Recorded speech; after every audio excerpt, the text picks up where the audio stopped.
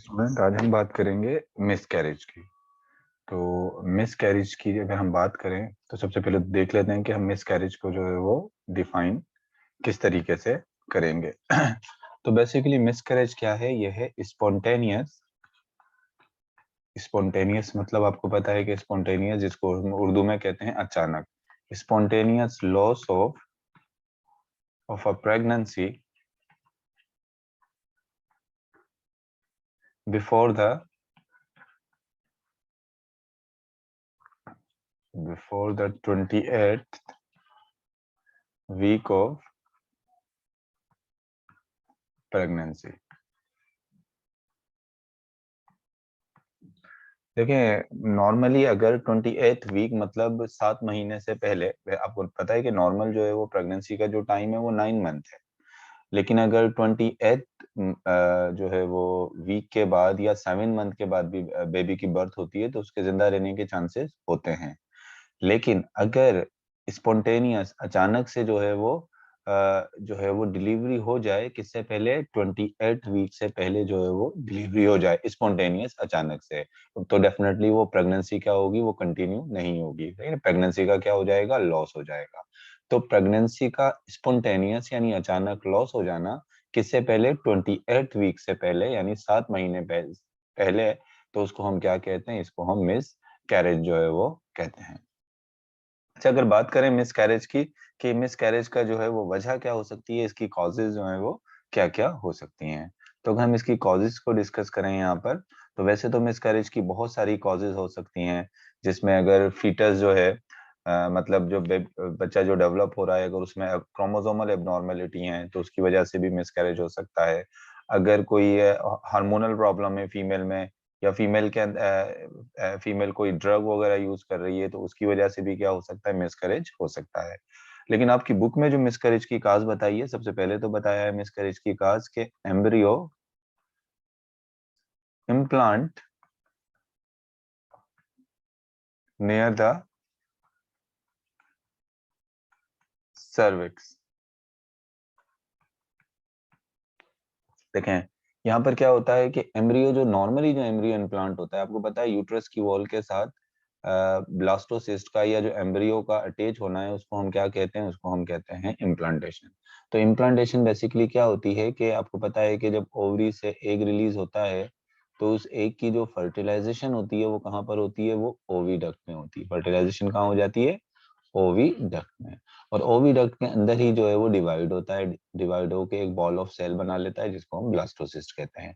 अब ये ब्लास्टोसिस्ट जो है वो कहाँ आती है? ये आ जाता है किसमें? यूट्रस में। और यूट्रस में या ऊपर साइड पर, यूट्रस के ऊपर साइड पर जो है वो यहाँ पर जो है वो क्या हो जाता है? ये इम्प्लांट हो जाता है, मतलब अटैच हो जाता है। अब यहाँ पर देखें, ये जो है वो एम्ब्रियो जो है, चले मैं एम्ब्रियो को रेड कलर से शो कर देता हूँ। ये एम्ब्रियो जो है वो यूट्रस की जो है वो यहाँ पर जो ऊपर वाली साइड पे यहाँ अटैच हो गया, तो ये एक नॉर्मल इम्प्लांटेशन है। लेकिन अगर ये एम्ब्रियो जो है वो कहाँ इम्प्लांट हो जाता है? ये यूट्रस के नीचे, जहाँ सर्विक्स है, जहाँ ये सर्विक्स है, यानी यूट्रस की जो ओपनिंग है, इसको हम क्या कह रहे हैं? इसको हम सर्विक्स कह रहे हैं। तो यहाँ पर आकर जो है वो क्या हो जाता है? ये अटैच हो जाता है यहाँ पर। तो ये इधर अगर इम्प्लांट होगा एम्ब्रियो, तो यहाँ पर जो है वो किसके चांसेस? मिसकैरेज के चांसेस जो है वो मिसकैरेज के चांसेस जो है वो ज्यादा होते हैं। अब क्यों यहाँ पर मिसकैरेज के चांसेस जो है वो ज्यादा होते हैं? तो आपकी बुक बता रही है कि embryo implant near the cervix. जब एम्ब्रियो सर्विक्स के करीब जो है वो क्या हो जाता है? इम्प्लांट हो जाता है। तो इम्प्लांट होने के बाद जो है वो क्या होता है कि फिर प्लेसेंटा ग्रो, इट में एक्सटेंड partially or completely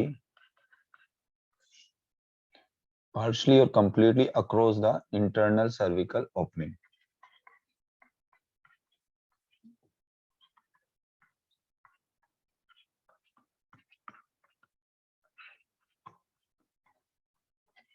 मिसाल के तौर पे ये सर्वेक्स है, मुझे यहाँ पर येलो कलर से शो कर रहा हूँ सर्वेक्स को।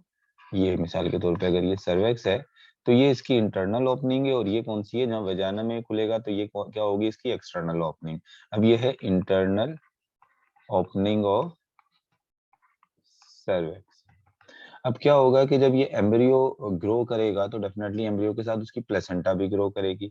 अब कहता है कि ये जो प्लेसेंटा ग्रो करेगी, यानी ये एम्ब्रियो है और इसकी जो प्लेसेंटा है, यहाँ पर चले मैं एम्ब्रियो को रेड से शो कर देता हूँ ये, और इसके बाद प्लेसेंटा को मैं ब्लू से अगर शो करता हूँ, तो इसकी प्लेसेंटा जो है ये ग्रो करेगी across internal opening of cervix, यानी सर्विक्स की पार्शियली मुकम्मल तौर पे इंटरनल ओपनिंग्स को कवर कर लेगी, या पार्शियली हाफ जो है वो सर्विक्स की इंटरनल ओपनिंग को ये प्लेसेंटा क्या कर लेगी, ये कवर कर लेगी। उसके बाद क्या होता है, फीटस, आपको पता है कि ह्यूमन का जो एम्ब्रियो होता है, जब उसके 4 मंथ के बाद हम उसको क्या कहते हैं, 4 मंथ के बाद उसको हम फीटस कहते हैं।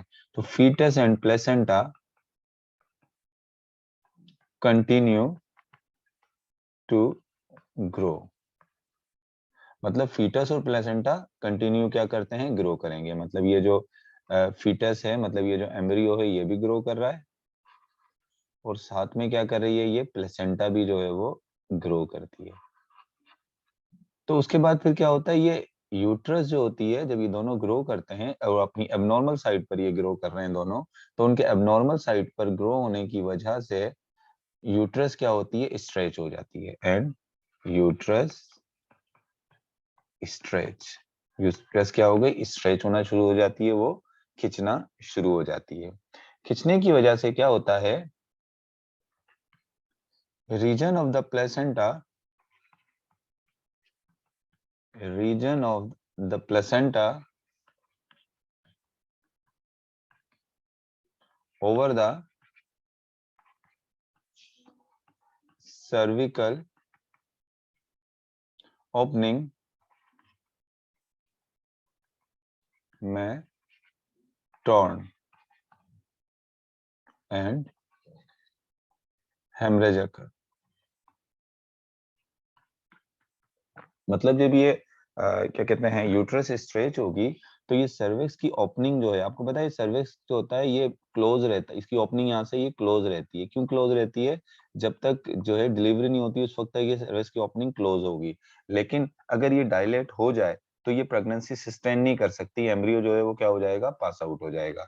तो कहता है कि जब यूट्रस स्ट्रेच होता है तो ये क्या होता है कि ये जो ये यूट्रस होती है, ये सर्विक्स की वाली जगह से जो है ये क्या होना शुरू हो जाती है, ये यहाँ से जो है वो नॉर्मली जो है वो टॉर्न होना शुरू शुरू हो जाती है, यानी यहाँ से जो है वो हट जाती है। मतलब यूट्रस के वॉल के साथ अटैच होती है, लेकिन उसके बाद वहां से हटना शुरू हो जाती है। टॉर्न मतलब रप्चर होना जो है वो क्या होती है, वो शुरू हो जाती है यहाँ से, मतलब ये रप्चर होना शुरू हो जाएगी।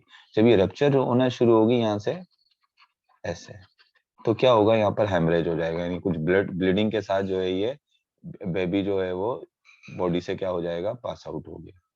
क्योंकि ये 28 वीक से पहले हो जाता है, यानी 7 महीने से पहले, तो इसको हम क्या कहते हैं, इसको हम कहते हैं हेमरेज। तो हेमरेज जो सॉरी इसको मिसकैरेज कहते हैं। मिसकैरेज की एक वजह जो है वो क्या हमने यहाँ पर पढ़ी, मिसकैरेज की एक वजह ये है कि embryo implant near the cervix, यानी अगर एम्ब्रियो सर्विक्स के नियर इम्प्लांट करेगा तो उसकी वजह से क्या प्रॉब्लम आएगी, उसकी वजह से प्लेसेंटा जब ग्रो करेगी तो प्लेसेंटा कहाँ ग्रो कर जाएगी, वो सर्विकल ओपनिंग की तरफ ग्रो कर जाएगी, सही है ना। और उसकी वजह से फिर यूट्रस जब स्ट्रेच होगी तो क्या होगा, वहां से उस जगह से जो है वो प्लेसेंटा जो है वो टॉर्न होना, मतलब फटना वहां से शुरू हो जाएगी। और हेमरेज यानी ब्लीडिंग के साथ ही फिर जो है वो क्या होगा कि बेबी जो है वो क्या हो जाएगा वहां से, क्योंकि वो डायलेट हो जाएगी सर्विकल ओपनिंग, तो वो पास आउट हो जाएगा। तो ये क्या है, एक वजह हो गई मिसकैरेज की। फिर एक और वजह जो है, जो आपकी बुक दूसरी वजह बता रही है, वो तो सिंपली कह रही है कि नॉर्मल पोजीशन, नॉर्मली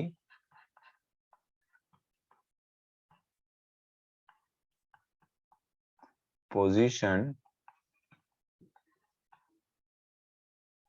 प्लेसेंटा में tear away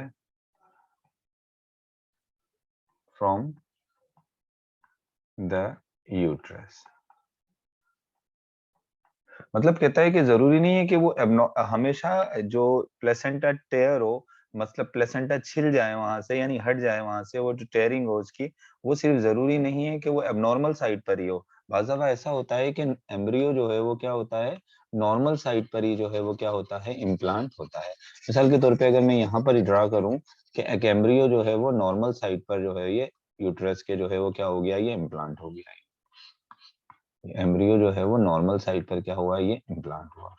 अब मिसाल के तौर पे हमें कहते हैं कि प्लेसेंटा भी जो है ये नॉर्मल साइट, नॉर्मल पोजीशन पर ही ये बनी हुई है। फॉर एग्जांपल ये ब्लू प्लेसेंटा जो है ये नॉर्मल पोजीशन पे बन गई, लेकिन फिर भी किसी हार्मोनल डेफिशिएंसी की वजह से या किसी और फिजियोलॉजिकल कंडीशन की वजह से भी जो है ये प्लेसेंटा यहाँ से क्या हो सकती है, यहाँ से जो है वो टेयर हो सकती है, यहाँ से फट सकती है, यहाँ से इस तरह से टेयर होकर छिल सकती है यहाँ से, और ये बेबी क्या होगा, यहाँ से पास हो जाएगा।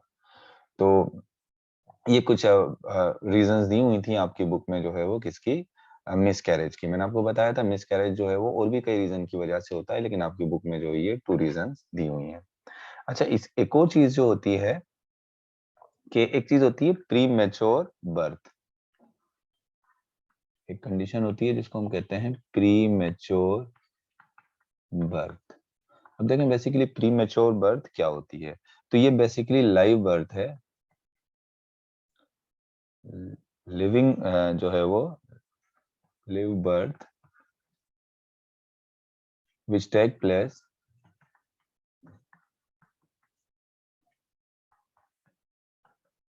before normal time,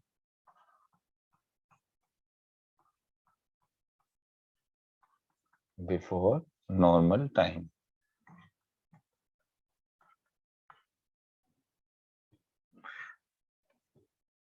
देखें जिंदा बच्चा मतलब बच्चे की पैदाइश जिंदा ही हुई है। देखो नॉर्मल जो टाइम था, जो नॉर्मल टाइम था बच्चे की जो है वो पैदाइश का, वो 9 महीने होता है। लेकिन 9 महीनों से अगर पहले बच्चा हो जाता है, मिसाल के तौर पे 7 महीने में हो गया या 8 महीने में हो गया, तो उसको आप मिस कैरेज नहीं कहोगे। उसको वो क्या है, वो बेसिकली उसके लिए हम टर्म इस्तेमाल करते हैं pre mature birth.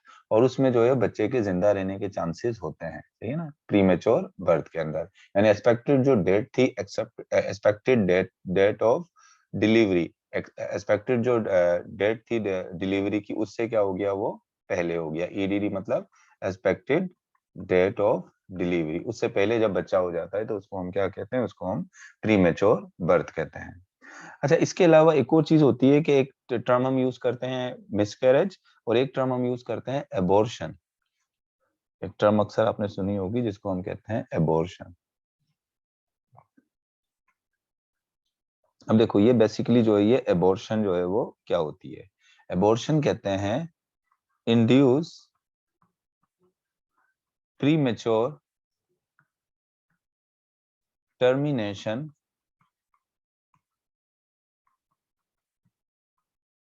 Of pregnancy.